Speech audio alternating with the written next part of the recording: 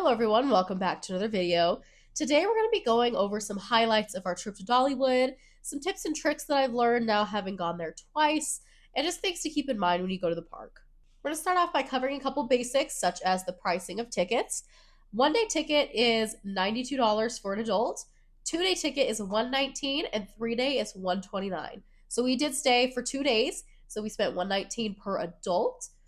You obviously have senior and children discounts as well. But 119 to me for a theme park for 2 days is a steal. Something that we have done both times we've gone to Dollywood is purchase the preferred parking. We have never tried the normal parking with the tram. The preferred parking is $45, and essentially what it is a takes you to a closer parking lot where you can just walk right into Dollywood. You even have a separate entrance than everyone who takes the normal parking and the tram. So we have found that it's very convenient, especially if you're only there for a day or two, just to make sure you could get into the park quickly without having to wait too long of a line, without having to wait for a tram to pick you up and take you to the front gate. So it's very nice. The next item I'd like to talk about is the Time Saver Pass. They have 3 different tiers. There's one for $60, one for $80, and one for $100. Now, each Time Saver Pass gets you access to different rides, basically front of the line access. So you skip the normal wait queue and you get that priority access.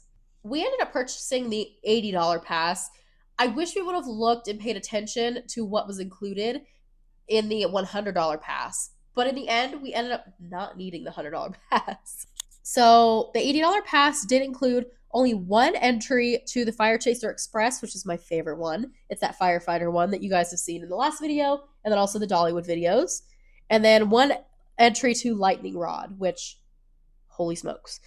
So really that was all we needed. The wait times weren't that bad those 2 days that we went, so we ended up not really needing the Time Saver Pass. So the only difference between that one and the $100 one is you have unlimited entries to Fire Chaser Express, unlimited to Lightning Rod, and then one entry for Big Bear Mountain, which is their newest coaster. We were there for 2 days, and we ended up riding Big Bear Mountain, I think 6 times total, and we didn't use a Time Saver Pass. So the lines were not very long. I'd say the most we waited was maybe 15 minutes. And that was for Big Bear Mountain. So I don't know what happened or what, this time of year had to do with anything, but the 2 days that we went, almost no wait times. Like, the longest was maybe 30 minutes at one point. Oh, as a lie. I think Fire Chaser Express got up to 50 minutes at one point, but the rest of the day it was at 20 minutes, 20 minutes. Big Bear Mountain was at 20 minutes. So we did need the Time Saver Pass almost. We could have just gone as is and waited in the normal queues. So it was nice to have, just to make sure that you do have access to those rides that you want to hit, especially if you're only there for 1 or 2 days and you know that you won't be coming back or returning or something. I would definitely go ahead and spend that $80 for that mid-tier pass. It's still worth it, but we almost didn't need it. The next tip would be go at night. If you saw my Dollywood Day 2 video, you know that I had a little hiccup and I forgot to download the photos when we were at the park. We got there maybe 7:30. The park closes at 10. There was nobody there at 7:30. Like, it felt like we were not supposed to be there. There was nobody walking around. The wait times were 0. It was nuts. So Dad and I were able to loop Big Bear Mountain 3 times. We walked right on Fire Chaser Express. Almost had the whole cart to ourselves. Go at night.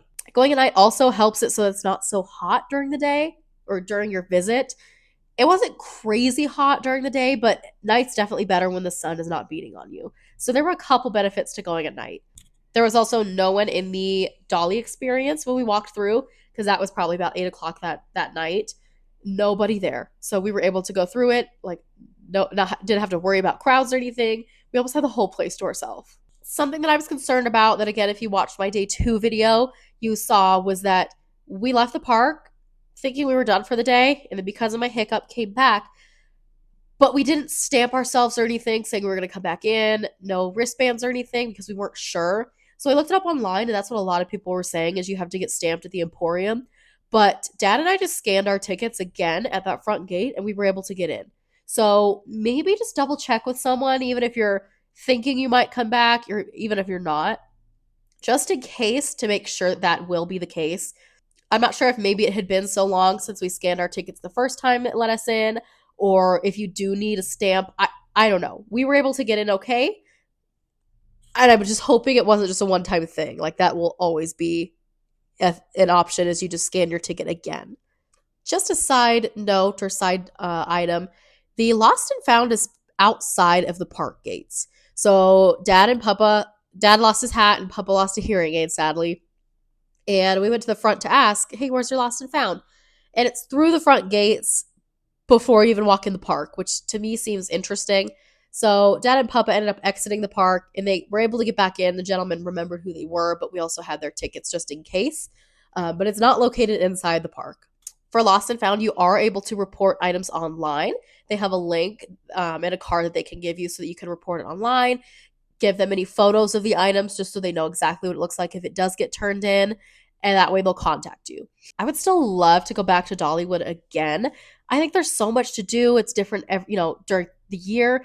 They have a springtime celebration, the summer celebration festival. They have fall with all your pumpkins and Halloween items, and then they have Christmas. And who doesn't love Christmas decorations? So I think next time I'd like to go maybe in the fall and just give it a try in the fall with all the decorations and see what festivals they have going on then. But I'd also like to stay at one of the Dollywood hotels. She has two, and we have stayed off property each time. They're only a 10-minute drive away from where we were staying, but staying at a Dollywood hotel would just make it a little bit better, a little more special. There are two different resorts. There's Dollywood's Heart Song Lodge and Resort and Dollywood's Dreammore Resort and Spa. But looking here on the website, they also have options for cabins if you'd like to maybe do a little bit more camping. I'm sure they're a little bit cheaper than staying at the resort is. So it's called Bear Cove Cabins. It's Dollywood Parks and Resorts' preferred Smoky Mountain cabin rental company. So you rent the cabins through Bear Cove Cabins, located in the Smoky Mountains, because that's where Pigeon Forge is located. Amenities such as stunning mountain views, outdoor hot tubs, game rooms, state-of-the-art electronics, and more. Bear Cove Cabins are the ideal Smoky Mountain cabin getaway for families of all sizes. So maybe that's something, if you have a bigger party, you could book a cabin for larger groups. All of the food in Dollywood is delicious. We didn't eat a crazy lot when we were in the park, but there's plenty of options for everybody, ranging from, chicken strips to burgers. They have barbecue. They have more southern cooking like chicken pot pies, fried chicken.